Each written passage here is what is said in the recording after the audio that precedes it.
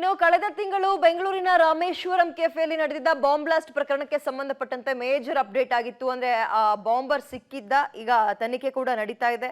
NIA 7 ದಿನಗಳ ಕಾಲ ಕಸ್ಟಡಿಗೆ ಪಡೆದುಕೊಂಡಿದೆ. ಆತನನ್ನ ಕಸ್ಟಡಿಗೆ ಪಡೆದು ಪ್ರಕರಣದ ತನಿಖೆಯನ್ನು ಮತ್ತಷ್ಟು ಚುರುಕುಗೊಳಿಸಿದ್ದಾರೆ ಅಧಿಕಾರಿಗಳು.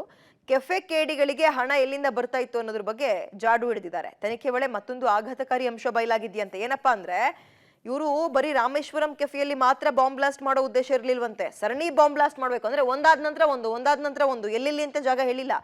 ಮಾನಸಿಕವಾಗಿ ಇವರು ಆಲ್ರೆಡಿ ರೆಡಿ ಆಗಿದ್ರಂತೆ. ಇವ್ರ ಬಳಿ ಜನ ಇಲ್ಲದ ಕಾರಣ ಈ ರೀತಿ ಮಾಡಿದ್ವಿ ಅಂತ ಒಪ್ಕೊಂಡಿದ್ದಾರೆ. ಅಂದ್ರೆ ಯಾವುದೋ ನಾವು ಕೂದಲೆಳೆ ಅಂತರದಲ್ಲಿ ಬಚಾವಾಗಿದೆ ಬೆಂಗಳೂರು. ಹಾಗಾದ್ರೆ ನಿಜಕ್ಕೂ ಈ ವಿಚಾರದಲ್ಲಿ ರಾಮೇಶ್ವರಂ ಕೆಫೆ ಎಲ್ಲ ಆಯ್ತಾ, ಇನ್ನೊಂದ್ ಕಡೆ ಇನ್ನೆಲ್ಲ ಹೋಗಿ ಮತ್ತೆ ಬಾಂಬ್ ಬ್ಲಾಸ್ಟ್ ಮಾಡೋದು. ಬಟ್ ಇವರಿಗೆ ಏನ್ ಸಮಸ್ಯೆ ಆಗಿದೆ ಅಂದ್ರೆ ಜನ ಸಿಕ್ಕಿಲ್ಲ. ಈ ರೀತಿಯಾಗಿ ಮಾನಸಿಕವಾಗಿ ಸಿದ್ಧರಾಗಿರುವಂಥವ್ರು ಸಿಕ್ಕಿಲ್ಲ. ಹಾಗಾಗಿ ಒಂದು ಮಾಡಿ ಎಸ್ಕೇಪ್ ಆಗಿದ್ದಾರೆ. ನಿಜಕ್ಕೂ ಕೂದಲೆಳೆ ಅಂತರದಲ್ಲಿ ಎಲ್ಲವೂ ಕೂಡ ದೊಡ್ಡ ಅನಾಹುತ ತಪ್ಪಿದೆ ಅಂತ ಹೇಳ್ಬೋದು. ಪಾಪ ಆದ್ರೂ ಒಂದು 11 ಜನ ಗಾಯಗಳಾಗಿತ್ತು. ಟೀನೋ ಕಾಫಿನೋ ಊಟ ತಿಂಡಿನೋ ತಿನ್ನೋಕೆ ಹೋದಂಥವ್ರು ಆಸ್ಪತ್ರೆ ಸೇರೋ ಪರಿಸ್ಥಿತಿ ಬಂದಿತ್ತು.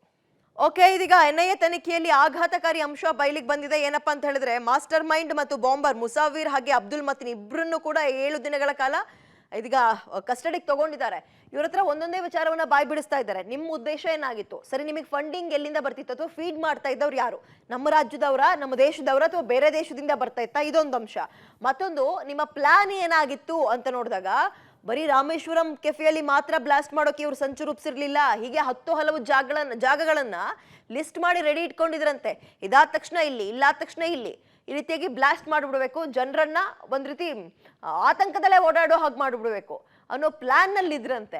ಬಟ್ ಇವರಿಗೆ ಸಮಸ್ಯೆ ಆಗಿರೋದಿಲ್ಲಪ್ಪ ಅಂತ ಹೇಳಿದ್ರೆ, ಜನ ಸಿಕ್ಕಿಲ್ಲ. ಈ ಮುಸಾವಿರ್, ಈಗ ಮಾಸ್ಟರ್ ಮೈಂಡ್ ಅಬ್ದುಲ್ ಮತೀನ್ ಏನಿದ್ದಾನೆ, ಮತ್ತೆ ಮುಸಾವಿರ್ ಬಾಂಬರ್ ಅಂದ್ರೆ ಇವನೇ ಮಾಸ್ಕ್ ಹಾಕೊಂಡು ಕ್ಯಾಪ್ ಹಾಕೊಂಡು ಬಂದು ಅಲ್ಲಿ ಇಡ್ಲಿ ತಿಂದು ಬ್ಯಾಗ್ ಅಲ್ಲೇ ಇಟ್ಟು ಬಾಂಬ್ ಬ್ಲಾಸ್ಟ್ ಮಾಡಿ ಹೋಗಿದ್ನಲ್ಲ, ಈ ತರದೊಂದು ಸಿಕ್ಕಿಲ್ಲ ಅವರಿಗೆ. ಜನ ಜಾಸ್ತಿ ಸಿಕ್ಕಿಲ್ಲ. ಇದ್ದಿದ್ರೆ ಬಹುಶಃ ಒಂದೇ ದಿನದಲ್ಲೋ ಅಥವಾ ಒಂದು ವಾರದಲ್ಲೋ ಆಚೆ ಈಚೆ ಮಾಡ್ತಿದ್ರೇನಪ್ಪ.